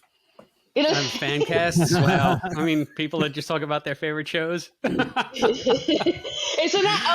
at first I was like, wait, is he being sarcastic? Yeah, obviously. No. I am being sarcastic. Yeah. Yeah, there's a couple of them that, I mean, people like them, and I actually hadn't really heard of them. I'm not a big listener of podcasts. I listen to a lot of true crime podcasts, and then suddenly I'm hearing about all of these show podcasts of these either current shows or old shows, and you're talking about the episodes. And it's been fun. I hadn't seen Jake Thomas, who's my co-star. I hadn't seen him in person in years. So we got together and it was good. It was fun. Yeah, you're on the leading edge of a lot of the fan casts, because it seems to me that's the newest trend is getting the people who are actually in the show coming back so many years later to talk about the show. I think the one of the top podcasts now is Pod Meets World. And it's got 3 of the main cast from Boy Meets World. So I mean, you're sort of you're on the leading edge there when it comes to fan casts. So yeah, that's we really started it not really, you know, we're like, if this works, great. If it doesn't, you know, but we've gotten a great response, it seems, on social media and stuff. So, and it's been fun, you know. A lot of people still like Lizzie McGuire. I was pleasantly surprised watching How I Met Your Father, and they used a flashback to Lizzie McGuire for that show too, because it showed Hilary Duff younger. So that was pretty cool. Yeah, that's what Jake was telling me, is that they refer back to her like Lizzie days, that's cool. Yeah, so that'd be cool. So I know Albie is not going to ask because he probably doesn't want to intrude, but we have a resident huge Michael Jackson fan sitting with us today. And I'm sure that he would love to hear any MJ stories you might have to give, considering your history, or your dad's history. I guess. You mentioned both my favorite artists growing up, so Madonna and Michael Jackson. And Madonna's. Yeah, it's kind of crazy. I mean, both of those were my 2 first concerts. I was like baby, you know, Michael holding me backstage. And it was just such a big part of my childhood, because it was my dad's job for 30 years, and they became really close. And I'm still, you know, I'm close with a lot of the nieces and the nephews, and because they were all close with my dad as well. And but yeah, I just remember like not even really knowing how cool it was. I remember I invited a bunch of my girlfriends and guy friends actually one year. I think I was like 12, 13 to Neverland for my birthday, and we like slept there and stuff, and we had our own little like cabins and things, and we did all the rides, and I had this like, there were all these golf carts you'd drive around that looked like Escalades and things, and I didn't have a license. I was very little, and I thought it was the coolest thing ever. And I like, so I knew that it was fun going on rides and seeing all the animals, but I don't think I understood like the scope of it until I got older. And one of my friends was like, "Remember you took me to Neverland?" I was like, "Oh yeah, I guess we did we did do that." Yeah, but my dad would take me to Neverland all the time. On the weekend or whatever. It was like a 2-hour drive from LA, and so those were my fondest memories, was just like having an amusement park to yourself, basically. It's pretty crazy to think about. What a way to grow up. That's crazy. I know. It really is. It is strange to like say it out loud and be like, that was my childhood. But it is. I'm still, a huge fan too. There's not. I think I'm so jaded too, because you go to concerts now and you're like, oh, well, this isn't like the concerts I'm used to going to, with all the like pyro and ruins you. Yeah. So, but yeah, it was good times. Good times. Yeah, traveling around with two of the biggest acts in the world at the Yeah. time. So, Yeah, that was the other thing that was cool, is I got to do a lot of traveling when I was little to go visit my dad. So that was cool. What was it like working with that young actor that your character was bodyguarding? Oh, he was so great. He was awesome. He is a college student at Duke. He was extremely smart. He was a history major. And I remember asking him, we were sitting next to each other on the plane, and I remember like we'd have some time to talk. And I remember asking like, how do you do acting tapes in college? Like, who tapes you? Who reads with you? Who's like, and he's like, it's very difficult to find like a college kid who just wants to come to my dorm and tape me and read and stuff, but he gets it done. And so he was like extremely smart. And I think he was also a child star. He was on a Nickelodeon show for a while. Yeah, and then he's like taken a little break for college, but clearly he missed a little bit to come back here and do Quantum Leap. Yeah, he was great. Well, I mean, getting to Quantum Leap, this is a question we usually ask a lot earlier in the interview, but I know that you were globetrotting with the biggest acts in the world in the 80s and the 90s, but were you familiar with the original Quantum Leap? Did you have any history with the original series? I didn't at all. I knew that this was a remake, but I hadn't watched it, and I kind of similar to the Star Trek thing. I think that's the genre that's just I've never gotten into. Not that I don't like it, I've just actually never seen any of it, and like the sci-fi shows and things. So maybe I should start doing that since I've been involved in all this sci-fi. Well, we can tell you this. You are on a really good episode of Quantum Leap, and you're on a really really good episode of DS9. So that's a good place to start. Thank you. Yeah. The universe is telling you something. Yeah, they are. I am excited to watch, though. I'm really excited. Do you have special plans for watching the episode tomorrow night, I guess? This time, pretty close. Yeah. I was my mom is in town. She lives on the East Coast usually. So we were thinking I'd get together with my mom and my sister to watch it, which would be nice. Awesome. Nice. And I love that you guys get it early. That's so great. We love it too. It's very useful. Well, this interview has taken us down some routes that I've got to admit I was not expecting. We've talked about so many different things.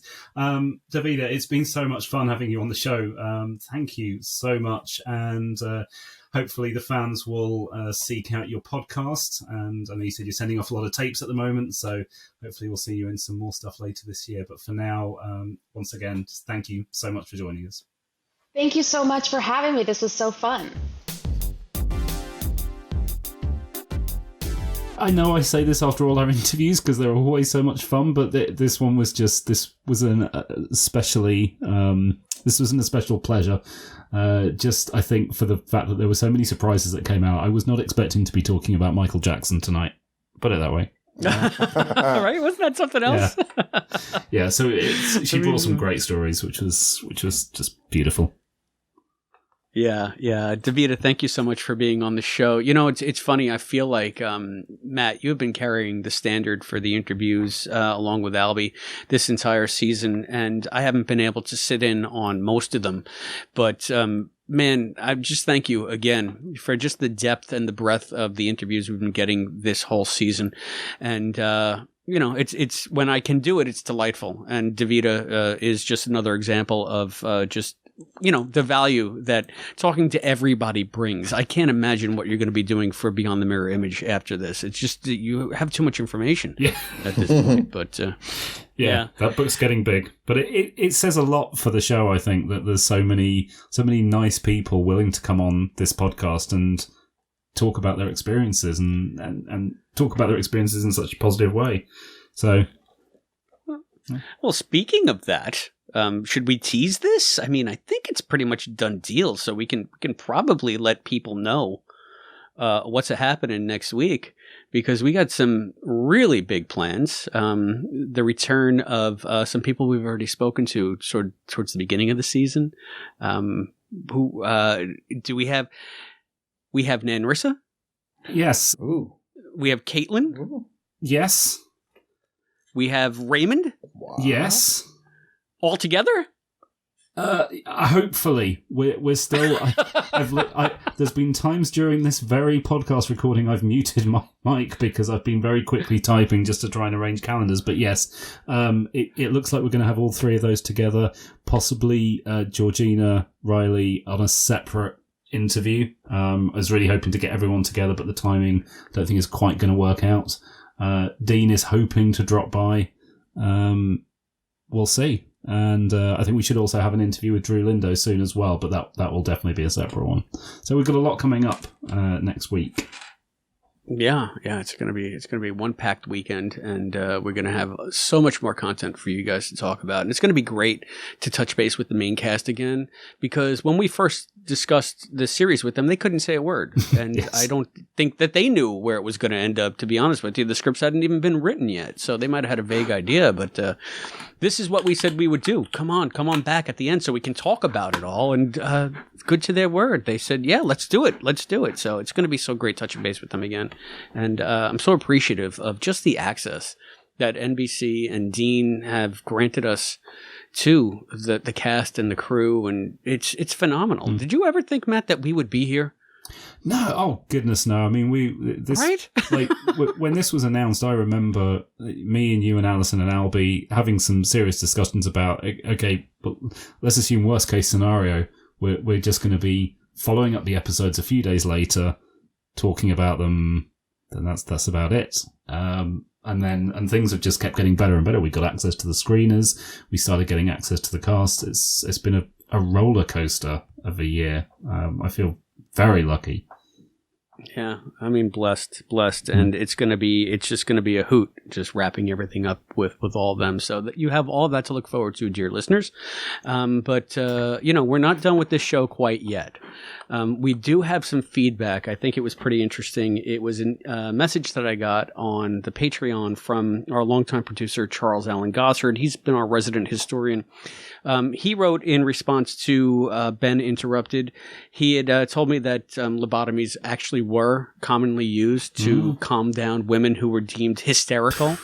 It was a fairly common practice. But aside from that, he had some other things that he wrote, and I want to read them to you here. We'll do our round robin. It'll be me, and then Matt, and then John, all right? So Charles writes, just finished watching the latest episode. I was shocked by the ending. This is when Martina stabs Ben in the neck. I was shocked by the ending. The plot has echoes of not just shock theater, but of Starlight, Starbright, where Sam is drugged and, just like Ben, starts revealing details of Quantum Leap. Woo, that's how Oswald became an alien. Will we now find out the truth of the evil leapers? Martinez is an interesting case study. Renee Coleman's Aaliyah was revealed to be an unwilling possible test subject. She was not the highly trained soldier that Martinez is. She killed people believing that ruining people's lives could get her home. Martinez is a soldier willing to kill because that's what he's trained to do. There is no shaking gun. Killing Addison for him would not be a question of why, but of when. And Ziggy being the mole, the traitor. What if Ziggy was Lothos all along, and that computer has been playing the long game, hiding in plain sight until an exact moment to strike?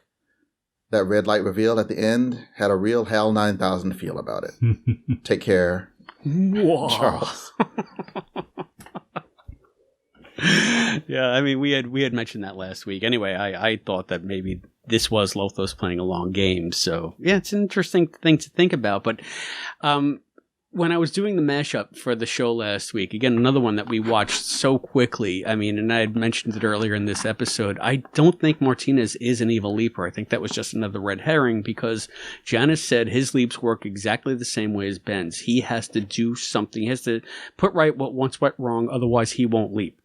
So, again, Martinez is obviously leaping from some version of Ziggy, unless she's lying. So, I don't know. I don't think she's lying. I think Martinez is using Ziggy. I guess I have a few questions, but I guess the the bigger one in this context, in this conversation, when she says Ziggy is the mole, does that mean Martinez and whoever he's working for is accessing Ziggy's data and using it for their purposes? Or do they mean that Ziggy herself is actively helping Martinez more than she is helping Ben? I think it has to be that, because otherwise it's almost going to feel like a bait and switch, that a mole has a very it's very intentional. Definition. Yeah, exactly. It's if this turns out to be some kind of hack or something like that, it's just that's not the same. Yeah, she might as well have just said Ziggy's been hacked and not by me. And I have a feeling that, we're going to have another point of view, not just Ian's and not just Martinez's, but I think that maybe we'll get a POV of Ziggy here because Ziggy is seeing all the possible futures, all the possible timelines. Maybe she's orchestrating this in this way for a very specific reason. And maybe this is the only way it can play out for everything to come out right at the end. That would be great. I don't know. It would be very Avengers. I was about to say, I know this is a Star Trek heavy show, but I'm going to reference another excellent sci-fi series of the past 20 years, Person of Interest. And the plot was basically this supercomputer can predict likely outcomes, and it would send a team. It sounds more elaborate. It's basically this one guy. When there's one guy to kind of stop these bad things from happening. And there was one episode where you got to see the computer's point of view as it ran through the various possible futures and predicted what it should instruct it does become a team later, what it instructs the team to do. That's actually, you guys should watch Person of Interest. It's fantastic. Okay. Sounds it. Gotcha. All right. Well, all this again remains to be seen, but I'm just loving all of this conversation fodder that we have going here. Thank you, Charles, for reaching out, for contributing, and for your continued support. If you out there would like to be like Charles, there are many ways that you can reach us here at the Quantum Leap Podcast. You can write us a letter at P.O. Box 542, Bayport, New York, 11705. You can reach us by phone at 707-847-6682. You can email us at quantumleappodcast@gmail.com. You can find us on Facebook at facebook.com/quantumleappodcast. You can also get us on Instagram at quantumleappodcast and Twitter at quantumleappod. You can find us on YouTube at youtube.com/the Quantum Leap Podcast, and you can always support us on Patreon, like Charles at patreon.com/Quantum Leap Podcast. Just remember, we may use your response on an upcoming episode of the Quantum Leap Podcast. And the Quantum Leap Podcast after show is also upcoming on the YouTube channel. Matt, we have the video version of the interview with Davida, correct? And we have maybe another interview coming online? Yeah, so we're trying to arrange one with Bart Johnson. He's expressed an interest. We're just trying to iron out the times. So hopefully that'll come later this week, hopefully in time for the after show. But if not, that will be separately on our YouTube channel. One way or the other, we'll get that out there. So, as always, more great content on the YouTube channel, along with the after show with Albie and Hayden. And I don't know who their guest is this week. I don't know if they know, but I know Albie, and he's always got a plan. He's the man with the plan. So there will be another after show out. And speaking of the after show crew, next week we are also going to be joining forces once again to discuss this season finale. So just like we did for the SOS episode. So stay tuned for that. I can't wait to discuss this whole thing with everybody, with the whole crew. It's going to be terrific. It is. It's going to be great. Yeah. So, wow. But speaking of that next episode that we're going to be discussing, Matt, tell us what's coming up next. Yeah. Next episode is Judgment Day.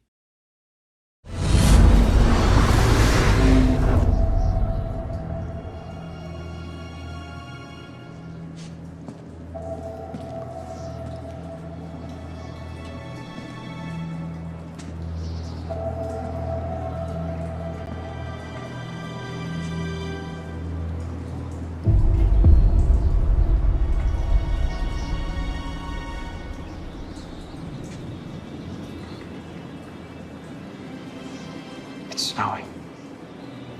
In LA. Nuclear winter. Ian. Hi, Ben. I've been waiting for you. For a long time. Oh my God. I'm in the future. Ben's next leap takes him closer to home than he ever expected. The team faces the ultimate showdown with Leaper X as they battle for the future of the Quantum Leap project and their lives. Dun, dun, dun.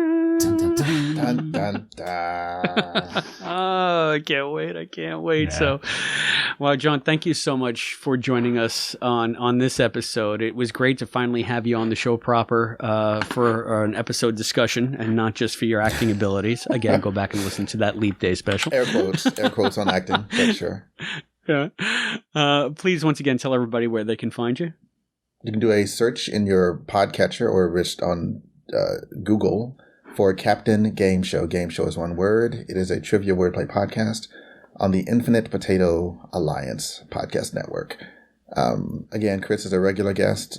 I would describe it more, but I pretty much make it up every time. That you do.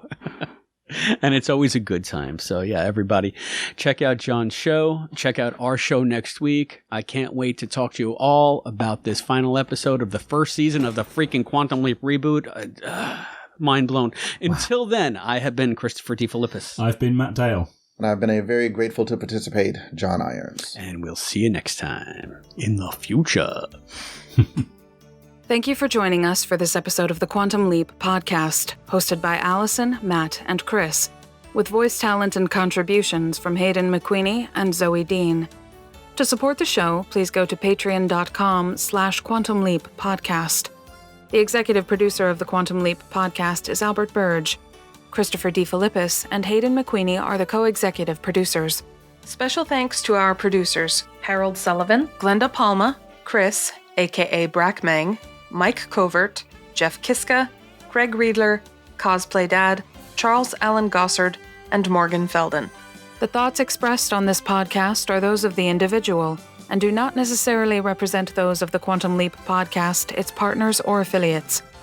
The Quantum Leap universe and all it contains is the property of Belisarius Productions and Universal Television. The Quantum Leap podcast is not affiliated with Belisarius Productions or Universal Television, and no copyright infringement is intended. The Quantum Leap podcast is a Barren Space production.